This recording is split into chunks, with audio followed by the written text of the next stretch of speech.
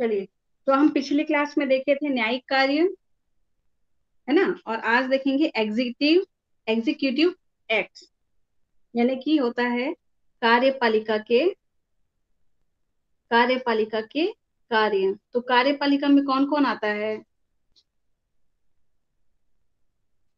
लोक प्राधिकारी, public officer, है ना। पब्लिक ऑफिसर में जैसे कि वो लड़का जो पूछा था ना, पुलिस आएगा कि नहीं आएगा पुलिस का, वो यहाँ पे आएगा। यानी कि यहाँ पे जो पुलिस अधिकारी है उसकी बात को या उसके द्वारा किए गए कृत्य को हम अकृत्य के अंतर्गत नहीं लाएंगे, क्योंकि वो अपना कार्य का निर्वहन करते रहता है ना। अब इसको देखिएगा कि जब कोई अधिकारी किसी लोक अधिकारी या पब्लिक ऑफिसर की आज्ञा का पालन करने में कोई अकृत्य करता है, तो उसके विरुद्ध अकृत्य विधि के अंतर्गत मुकदमा नहीं चलाया जा सकता, है ना। यानी कि आप पुलिस वाला जो एग्जाम्पल है ना, वही उसी को लीजिएगा कि कहाँ पे नहीं लेंगे और कहाँ पे लेंगे। अगर वो अपना कर्तव्य का पालन कर रहा है तो नहीं लेंगे, क्योंकि यदि कोई लोक ऑफिसर को ऐसा अधिकार प्राप्त ना हो तो शासन का कार्य ही असंभव हो जाएगा। अगर देखो भाई, किसी पब्लिक ऑफिसर को ऐसा कोई अधिकार ना दिया जाए, है ना, तो वो अपना आगे का काम कर ही नहीं सकता है। तो उसको ऐसे अधिकार देने पड़ते हैं जहां पे वो टॉर्ट लागू, मतलब जहां पे वो टॉर्ट का काम करता है ना। यानी कि किसी के वो सिविल मामले में हस्तक्षेप हो ही जाता है अपने कर्तव्य के निर्वहन के दौरान। ठीक है। अब देखिएगा कि यह सिद्धांत इतना विस्तृत है कि जब कभी गैर सरकारी व्यक्ति भी कानून के पालन में सहायक सिद्ध होते हैं, तब उन्हें भी संरक्षण मिलता है। लेकिन यदि सरकारी कर्मचारी अपने अधिकार क्षेत्र के बाहर जाता है, तो वह गैर कानूनी कार्य के लिए उत्तरदायी ठहराया जाएगा। अब देखिए, जो हम अपवाद में पढ़ रहे हैं वो इसीलिए पढ़ रहे हैं कि अगर वो अ, अपने वो अधिकार क्षेत्र से बाहर का काम करता है तो ही वो यहाँ पे टॉर्ट के अंतर्गत में वाद लाने योग्य होगा, है ना। तो अब देखिए, यदि कोई सरकारी कर्मचारी कोई तथ्य की भूल करता है तो उसे छूट या अधिकार नहीं मिलता। अब देखो, तथ्य की भूल मैंने बता दिया था क्या होगा, है ना।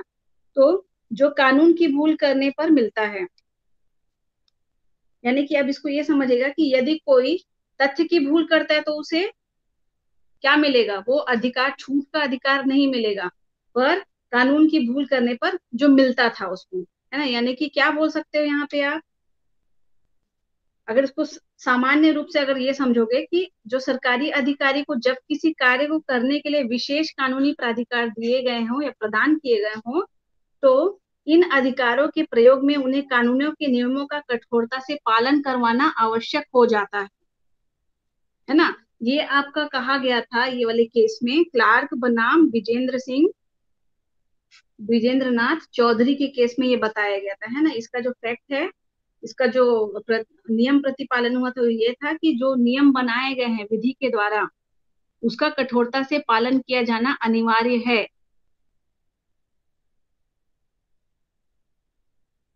कठोरता से पालन, ठीक है। तो आप ये समझिएगा कि कार्यपालिका के मतलब कि एग्जीक्यूटिव कार्य जो भी करते हैं, है ना, यानी कि पब्लिक ऑफिसर जो भी हैं, वो अपने अधिकार क्षेत्र के अंतर्गत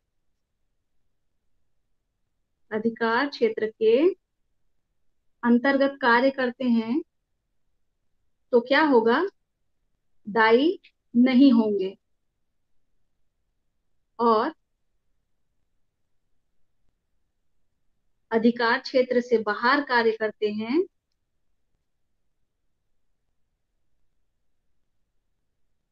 तो दायी होंगे। यानी कि वो उसका व्यक्तिगत व्यक्तिगत हो जाएगा, वो, है ना, वो कार्य के दौरान किया गया कार्य नहीं कहलाएगा। ठीक है। अब इसको देखिएगा केस में, ये जो केस आपको आगे मैं बता रही हूँ ना, ये क्लार्क वर्सेस राजेंद्र किशोर नाथ चौधरी और नरसिंह बनाम इमाम और आसाम अलियर मार्केयर बनाम नौदार के केस में ये बताया गया था कि अधिकार क्षेत्र के अंतर्गत किया गया कार्य ही यहाँ पे लागू होगा, है ना। तो अब ये देखिएगा, इसमें बोलता है कि भारत में अनेक ऐसे अधिनियम पारित किए गए हैं, यानी कि कौन से केस में बोला गया था, ये दोनों केस में बोला गया था ये, कि भारत में अनेक ऐसे अधिनियम पारित किए गए हैं जो सरकारी कर्मचारी को अपने कर्तव्य के पालन में किए गए कार्यों के विरुद्ध किसी भी कार्यवाही से मुक्ति प्रदान करते हैं, यदि वो ऐसे कार्यों को किसी दुर्भावना से प्रेरित होकर या गलत आशय से ना किया होगा। यानी कि यहाँ पे केस में ये बताया गया था कि अगर आप दुर्भावनापूर्ण मंशा रखते हो और ऐसा कृत्य करते हो तो वो का क्या होगा, तो वो इस अपकृत्य की कोटि में आ जाएगा। पर अगर आप केवल अपने अधिकार क्षेत्र को ध्यान में रखते हुए, है ना, कोई काम कर रहे हो, आधिकारिक काम कर रहे हो, तो वो यहाँ पे अपकृत्य के बाद में नहीं आएगा। ठीक है, इतना समझ में आया आपको? ये केस का डिटेल नहीं है ज्यादा, केवल इतना ही समझना है आपको कि क्या नियम प्रतिपादित किया गया था, है ना। ये ज्यादा महत्वपूर्ण नहीं है, पर केसेस अगर पूछ देता है तो उसके लिए केवल नाम आपको याद रखना है। ठीक है, अब आगे देखिएगा, क्वाशी जुडिशियल एक्ट हम पहले पढ़ चुके थे, जुडिशियल एक्ट। अब पढ़ेंगे क्वासी जुडिशियल एक्ट। तो क्वासी जुडिशियल एक्ट का क्या मतलब होता है? न्यायिक कल्प कार्य। तो न्यायिक कार्य तो आप जानते हो, पर न्यायिक कल्प कार्य क्या होता है? तो देखिए, इसका मतलब होता है कि ऐसी स्वायत्त संस्थाएं या निकाय, है ना, जो अपना प्रशासन चलाने के लिए स्वयं उपविधि, यानी कि जो बाय लॉज बनाते हैं।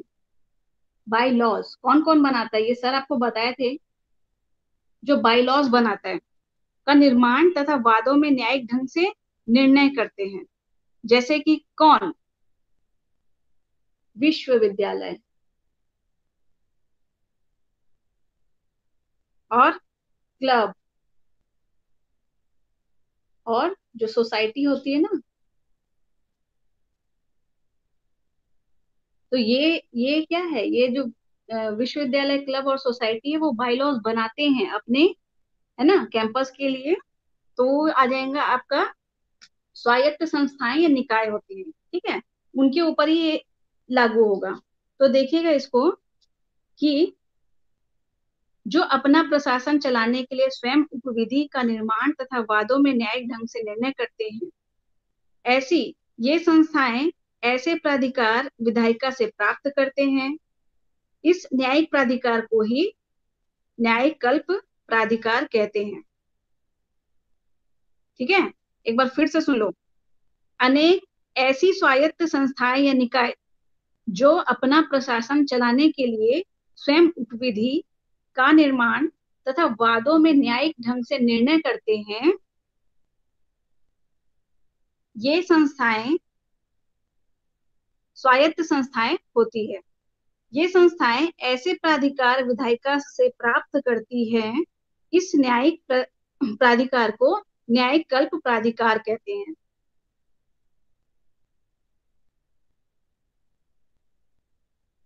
प्राधिकार जो विधायिका से प्राप्त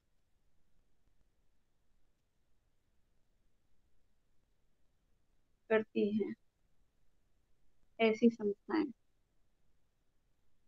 जो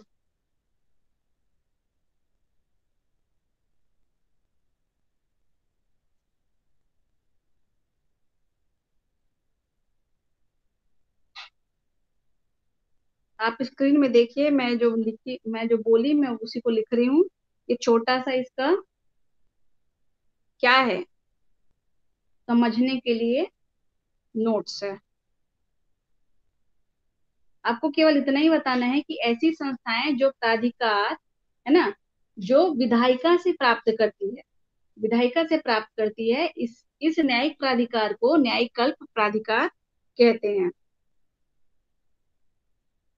इस प्रकार न्यायिक कल्प कार्य करने वाले व्यक्ति भी होते हैं। ऐसे व्यक्ति, संस्थाएं तथा निकाय जहां तक नैसर्गिक न्याय पालन करते हुए करते हैं, वहां तक सिविल दायित्वों से मुक्त रहते हैं। अब यहाँ पे देखिएगा कि नैसर्गिक न्याय का पालन करते हुए अगर कोई कार्य करता है तो वो सिविल दायित्वों से मुक्त होगा। ठीक है, अब देखिए कि नैसर्गिक न्याय का एक महत्वपूर्ण नियम है। क्या नियम है? कि कर्मचारी अपने स्थान से या सदस्य से तब तक अलग नहीं किया जाएगा जब तक कि उसे नियमानुसार नोटिस या सूचना तथा अपने बचाव में कुछ कहने का अवसर न दिया जाए। ठीक है। उसके मामले में निर्णय भी पूर्ण निष्ठा के साथ किया जाएगा। इस प्रकार यदि सारी बातें विधिवत की जाती है तो फिर न्यायालय को ऐसे मामले में हस्तक्षेप करने की आवश्यकता नहीं रह जाएगी, चाहे न्यायिक कल्प का निर्णय गलत ही क्यों ना हो। नैसर्गिक न्याय के नियम के प्रतिकूल तथा दुर्भावपूर्ण ढंग से दिए गए निर्णय रद्द कर दिए जाएंगे। ठीक है। अब आपको मैंने पढ़ के सुनाया अभी, अब उसको आप समझिए क्या हो सकता है न्यायिक कल्प। अपने शब्दों में अगर आपको बताना है तो केवल आपको इतना ही बताना पड़ेगा कि ऐसी स्वायत्त संस्थाएं या निकाय है ना, जो विधायिका से क्या प्राप्त करती है, प्राधिकार प्राप्त करती हैं, इस न्यायिक प्राधिकार को न्यायिक कल्प कार्य या प्राधिकार कहा जाएगा। ठीक है। अब इसका केसेस देखते हैं। इसका केसेस में है आपका एडमिट बनाम मार्चेल का। इस मामले में है कि इस मामले में क्या बोला जाता है, इस मामले में ये बचाव लिया जाता है कि न्यायिक कल्पों का यह बचाव केवल तभी लिया जा सकता है जब नियमों, उपनियमों तथा नैसर्गिक न्याय के सिद्धांतों का पालन करते हुए कोई कार्य किया जाए। अब आप नैसर्गिक न्याय का जो क्या है बोलोगे, सबसे पहले तो नैसर्गिक न्याय क्या है पता तो सबको होगा, पर बताने में थोड़ा सा संकोच करोगे। क्या होता है नैसर्गिक न्याय? Natural justice.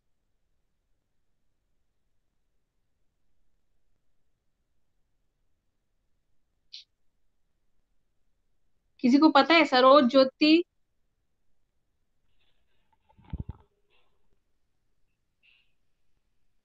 थोड़ा बहुत भी जानकारी है? मैम पढ़े थे, याद नहीं आ रहा है, भूल गई मैं। थोड़ा सा कहाँ दिया गया ये पता है? उसको हम लोग कॉन्स्टिट्यूशन में पढ़े थे मैम। ठीक, वेरी गुड। 311 में।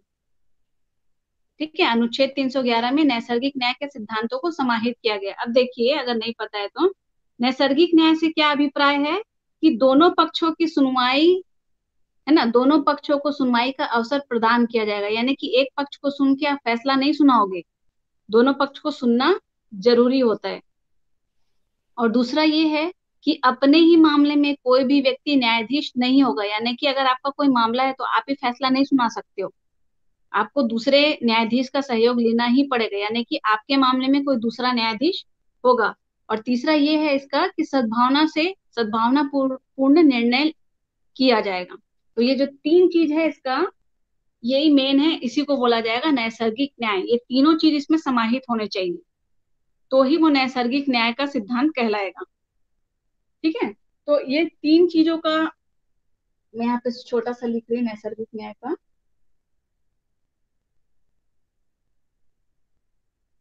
अनुच्छेद 311। पहला तो ये है,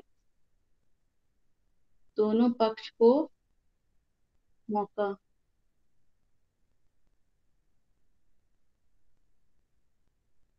स्वयं न्यायाधीश नहीं, अर्थात स्वयं के वाद में। और तीसरा है सद्भावना से, है ना। ये चीज को आप ध्यान में रखिएगा, याद रखने वाली चीज है, ये तो बेसिक चीज है भाई। इसको कैसे भूल जाते हो? भले आप कहाँ पे ये भूल सकते हो, पर नैसर्गिक न्याय क्या है वो तो पता होना चाहिए। हाँ जी मैम, सर आप बता सर के के मुंह से याद तो आया बार बार मेरे को। सुने हो, है ना। नहीं, सर के मुंह से बहुत सुने होगे, नैसर्गिक न्याय के बारे में बहुत अच्छा बताते हैं ये, यस है ना। मैम। तो इसी को बोलते हैं, अगर नैसर्गिक न्याय को ध्यान में रखकर यहाँ पे कार्य किया जाता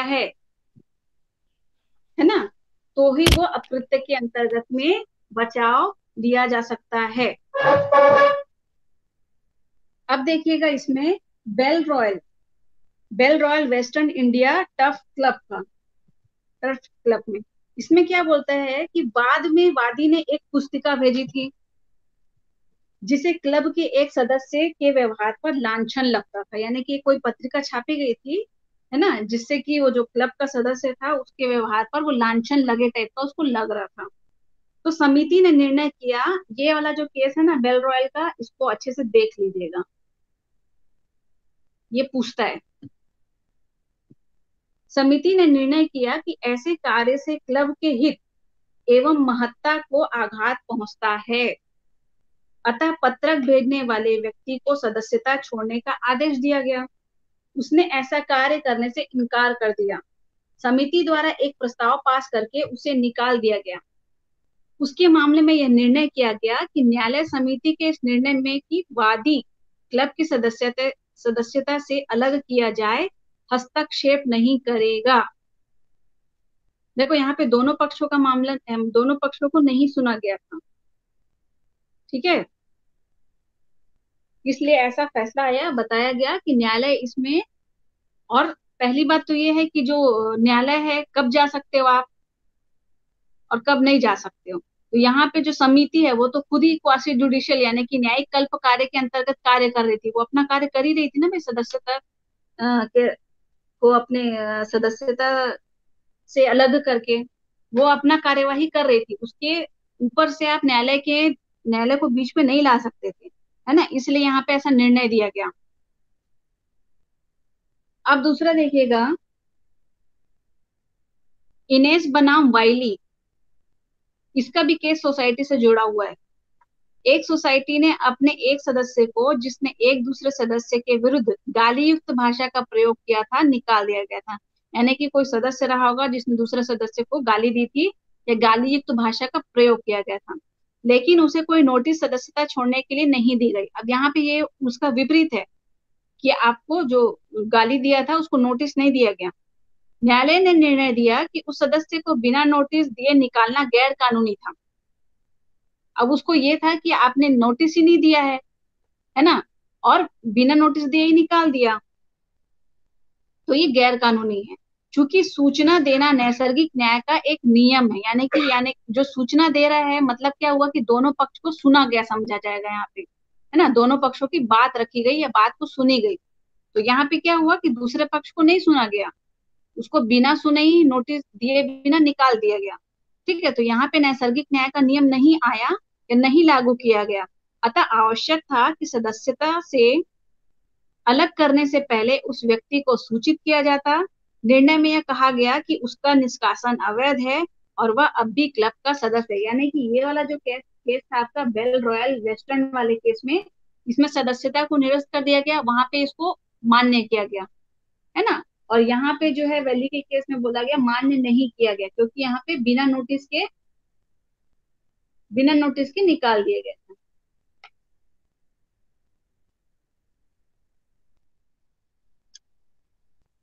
ठीक है, आज के लिए इतना ही है।